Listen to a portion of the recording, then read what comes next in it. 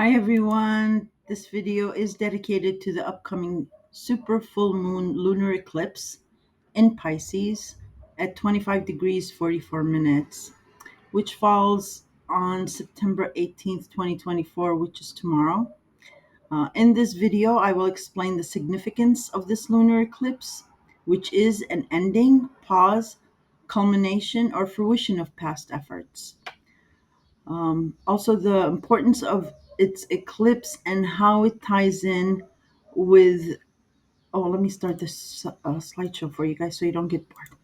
How it ties in with the solar eclipse in Libra or a new beginning next month in October. I'll give you a little info on both Saturn and Neptune as they are both in Pisces and their opposite dualism, how those two opposite energies can actually reconcile. Finally, how this Pisces lunar eclipse will affect each sign, and I'll also touch on some of the aspects of the other planets to help you understand some of the emotions you or others may feel. And you've probably already been feeling this for a few days, if not a week. Why I say that you might already be feeling this is because Pisces is a highly intuitive sign. So it senses things way before others do. The moon also rules our hidden emotions. And you know the saying of hiding or bottling up your emotions, they eventually pop out. The moon is ruled by fellow water sign Cancer, which is very sensitive and rules the mother or mother figures, feminine, nurturing types, the family, and food. So think of like comfort food. So, yes, this is a doozy of an eclipse in regards to emotions. And I can tell you, I've been going through a lot of emotions myself. Um, a lesser known fact is a lunar eclipse actually conceals something. And finally, my analogy of eclipses, in my opinion, are that they are something of a movie trailer of the next 6 months or a year of your life that'll play out depending on your natal chart. So the universe is showing you clips or a grand clip of what will play out eventually or what has been culminating and will continue to. I don't know if I gave you a good analogy on it, but you are welcome to comment below and ask me more. I'll be happy to answer. So, if an eclipse is an ending, pause, or fruition, it creates a vacuum. And that is how the upcoming solar eclipse in Libra next month, um, October, is related. The Libra solar eclipse or a new beginning will fill that void, sort of. Like I mentioned, eclipses are the universe's way of showing you a movie trailer of what the next 3, 6, or 12, even 12 months of your life will entail. And it all depends on your natal chart too, as in regards to the intensity. Libra, by the way, primarily concerns itself with partnerships and relationships, and especially fairness and cooperation. Also, note that the upcoming solar eclipse in Libra opposes Aries, which is all about self identity and being first. And yes, even in relationships. And let's not forget, we have an autumn equinox this month, which also signals something new.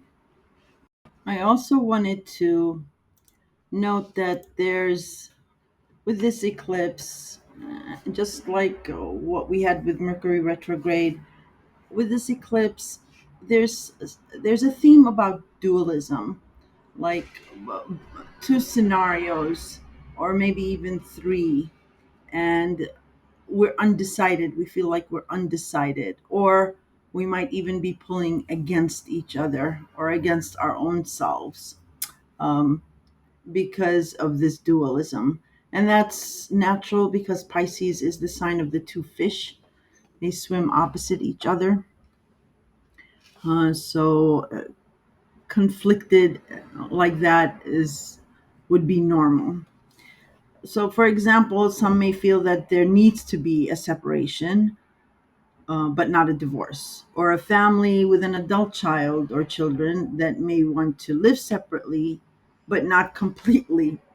So the family may end up getting a bigger space or something like that. Or children may not want to pursue a certain concentration in school that their parents wanted or advised them to, but th- they still do want to continue with some sort of learning, so it might be a vocational option.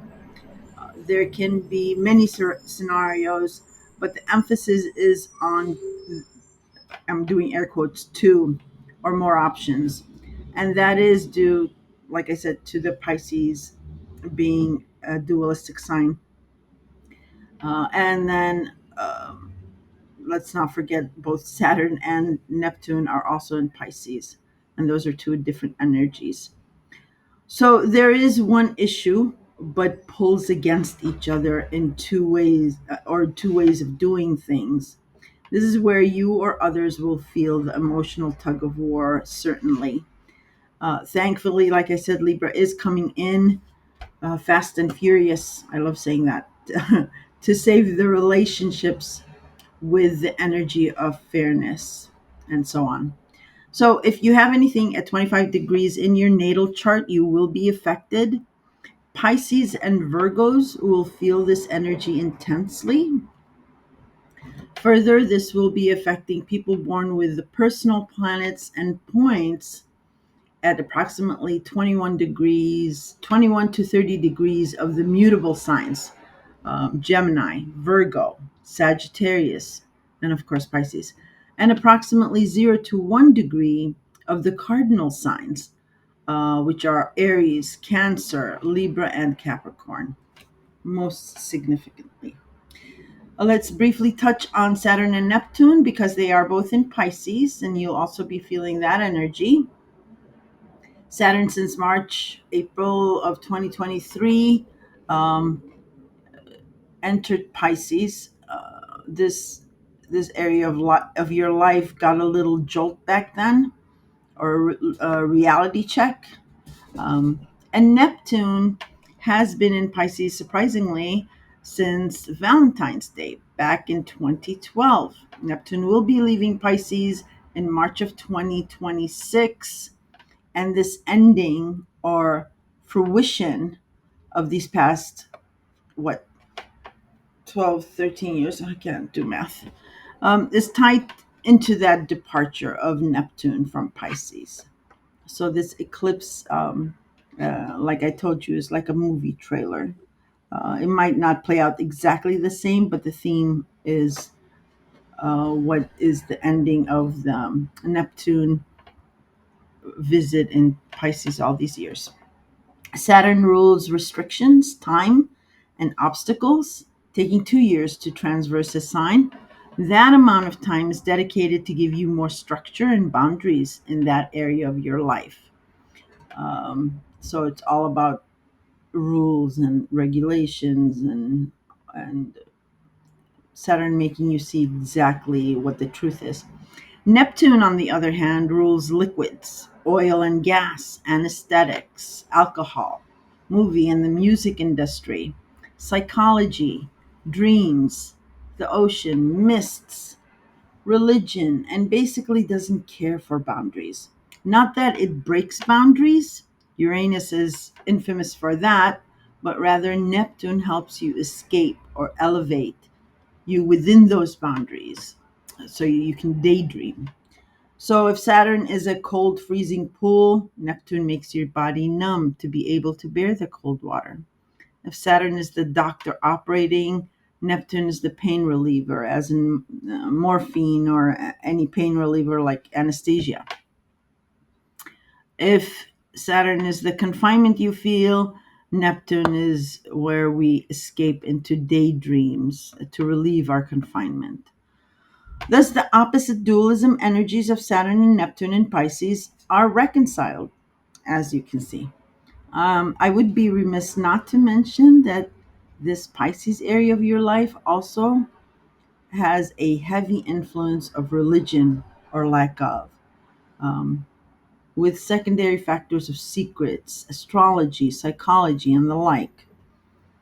And this is why Saturn came in last year in March to start structuring this part of your Neptune in Pisces life, where it's been elusive, lost, or drifting away, or you don't put up the boundaries. So things and people go freely, walk all over you, or what have you.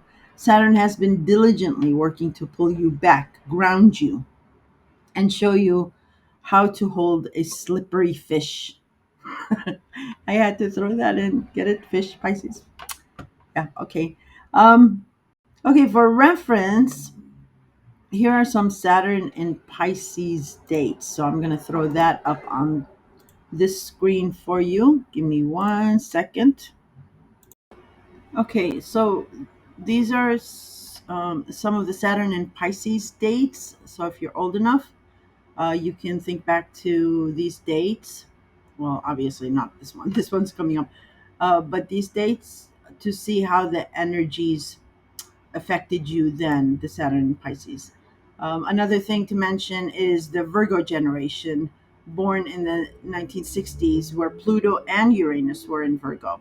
You guys will be going through the opposition of Saturn and Pisces to your natal planets. This is not within the scope of this video. If you have questions about that, you can please comment below and I will answer them regarding the Virgo generation. All right, we're going to get into the signs, each signs. And what I'm going to do is actually break up this video. So I'll do the first 4, 5, 6 signs or whatever, and then do another video for the remaining signs because I don't have enough time um, on this video. All right. Okay, Aries. Um, this will affect your 12th house of religion, mostly. Secrets, confinement, dreams, hospitalization, alcohol, drug use, therapists or psychology, your intuition, gut instincts, and mostly the past or your history. Or it can involve someone else who is very close to you and you've been on this journey with them. Something here ends for you, is paused, or you let go of. This is an emotional, deep rooted house, but for you, it's almost this ending or pause is almost like at a distance. What I mean is that, firstly, you are a fire sign. You are quite possessive, but can easily let go when you disengage. So for you, it will not be as um, cathartic as someone who is knee deep with Pisces in their fourth, second, eighth, or even seventh house, um, but who have like a lot of Pisces in their chart. It will not feel like a slow, painful ending or culmination, but rather like an aha moment with a clean break that gives you resolution. You are a me first sign, so it will mostly be, like I said, surgical or clean ending or a fruition. I say mostly because it really depends on your natal chart as well, so don't forget that.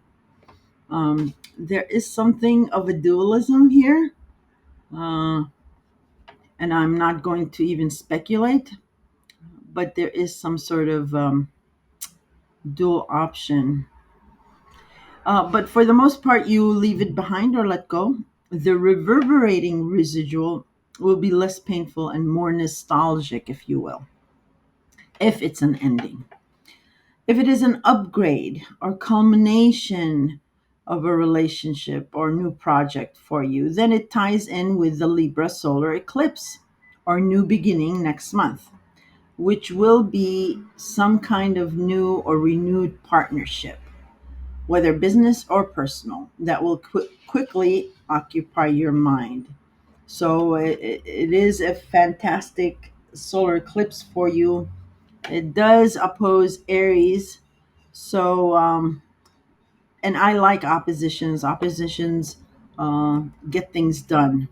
So look for that in the beginning of the month. I mean, the solar eclipse, the new beginning. But yeah, that is all.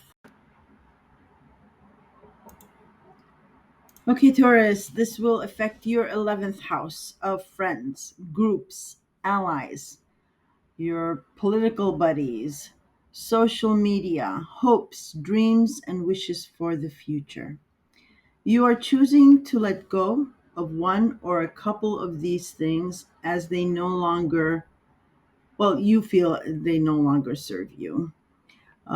You may join a new group of friends or a new focus on your future aspirations because maybe you are a new mom, or you may join the walkaway Democrats movement, or you become a renewed Democrat um, because of Biden dropping out and Kamala coming in. So you're excited about that, maybe. Whatever the case may be, um, the boundaries and truth that Saturn has been waking you out of, the mist that Neptune sprayed on your Pisces house, is making you jump that fence on this eclipse.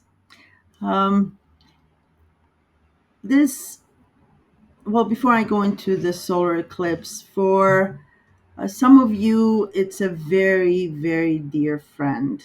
And you almost feel like, well, you've been like a mentor, let's say, maybe, um, but absolutely very close. Um, and you've always rooted for this person. They may be like an underdog or something like that. Um, but you um, you are emotionally invested in this person. So it's really difficult for you to end it as is. So it might be a pause, um, but it's going to be emotional.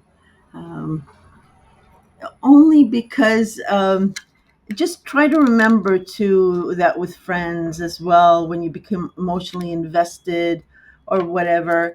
Sometimes we live through other people, and we want them to do the best. You're a good friend, but sometimes our own aspirations we project onto them, and they're just not made like you. They don't have the same life experience as you, or they take things, they view things a certain other way than you do.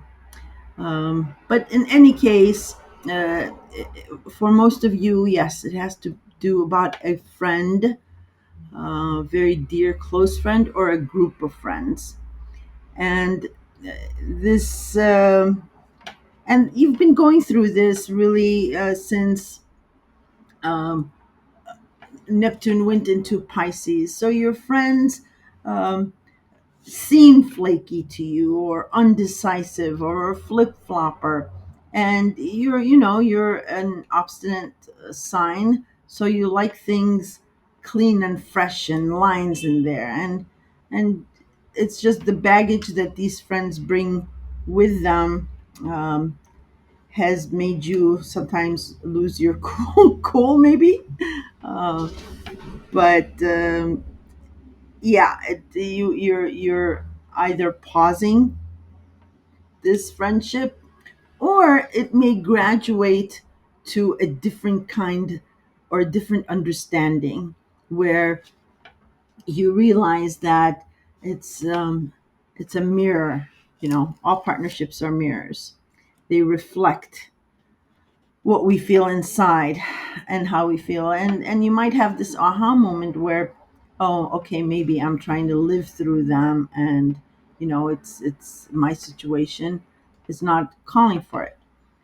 So so yeah, it might be an upgrade or a realization of both of you, and then it evolves into a different kind of relationship. Whatever it is, it ties in well with the Libra solar eclipse or new beginning happening in your sixth house of routines, habits, healthcare, short trips, and service to others, inclusive of pets, little pets. So, you will definitely be busy with a new daily routine, habit, or a service to other. Maybe you're taking care of somebody else who needs to be taken care of. Like I mentioned, maybe you are a new mom or you start a new study program, but you will be quite busy. And also, this eclipse, just like I've mentioned for other signs, it is an innuendo for the closing of this long Neptune in Pisces transit that we've had since 2012, that you've had with your friends, and it will be coming to a close. You've been lost at sea, or you seem to feel that there were no boundaries between you and friends, and that's this eclipse is setting up those boundaries, and the finale in the next year or two when Neptune leaves. Okay, Taurus. So hang in there. This solar eclipse in Libra that's coming up is quite exciting. It is a new beginning, and it does have to do with your sixth house. Do take care of your health too. Okay, Gemini, this will affect your 10th house of career, power figures, ambition, social ladder, and reputation. Your superhuman power of really seeing both sides of the argument will either make this eclipse a somewhat easy, or it can be a difficult process. That is, of interpreting others' highly emotional take on your decision or their decision, on pausing, stopping, or ending a dualistic view regarding your 10th house. Or it can be a culmination of past efforts. And finally, being okay with choosing one optimum stance on your career or reputation. Your melancholies on ending or stopping your 10th house illusion will make sense upon a new project involving your fifth house of a new child, children, new romance, pet, or gambling, or new fun ideas. But I'll get into the solar eclipse later. So, with this lunar eclipse, you've had Neptune in there in Pisces in your 10th house of career and ambition since 2012. um, and it has either um, mystified or given you rose-colored glasses as to your reputation or how authority figures see you. Probably because your dualistic view of seeing it their way and then seeing it the other way. So boundaries were all stepped all over as far as your career and your reputation goes, and even power figures. um, and power figures, can mean bosses, but it can also mean some controlling person or a powerful person that worries about or guides you about your reputation and your career and your standing. um, and when I say as well as your status, so status is married, not married, engaged, not engaged, single, not single. And there have been power figures, powerful people, or controlling people regarding how they see your stance. And you've when you allow no boundaries there, it can overtake and influence how you see yourself. So Saturn came in this last year and started putting up the boundaries and started helping you lay foundations and structure work, because you are a mutable sign, and as I said, you do see things from two points of view. So there, as you struggle with telling the truth, um, you because you usually will say things that'll make other people happy. You say things that other people want to hear rather than what needs to be heard. So that's gotten you into some trouble, and it's caused your career or reputation or this authority figure to get control over you. And you you've still got another year and a half with Saturn there, so you're on your way. But this eclipse does eclipse something out of this career house. um, may eclipse a certain career and you move on to a new one, or you might eclipse a controlling figure out of your life, or find, and it can be parents as well, even though fourth house isn't related to that. But power figures can be a controlling, like, mother figure or father figure, and not necessarily you'll eclipse them out and the relationship, but you'll end the way they've been controlling you, or setting the narrative.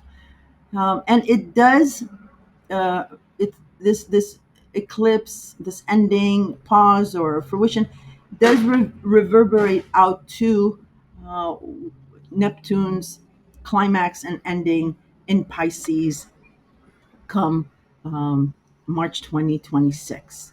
In any case, whatever this vote, or it can be, a promotion or an upgrade. I forgot to tell you that in your 10th house, or your career and status.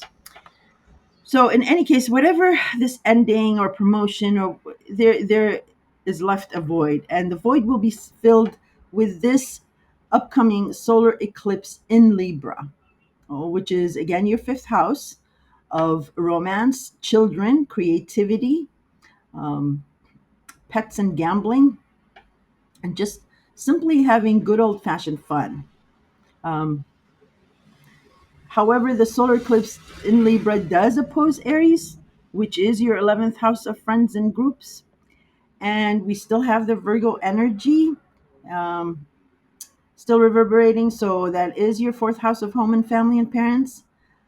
So this may be karmic because it will seem familiar to those who are old enough, as you went through a similar energy between 2009 and 2010, 11, even 13. So, yeah, look back to then, and hopefully you'll figure it out. We'll all figure it out. Okay, guys, I'm going to, this video, I'm going to end it here with the ending of Gemini, and I'm going to upload another video with the remaining signs because I'm time out of this video. So look for the second video for the remainder of the signs, which will be Cancer, Leo, Virgo, Libra, Scorpio, Sagittarius, Capricorn, and Aquarius. And then finally, the star of the show, Pisces. So I'll see you in the next video.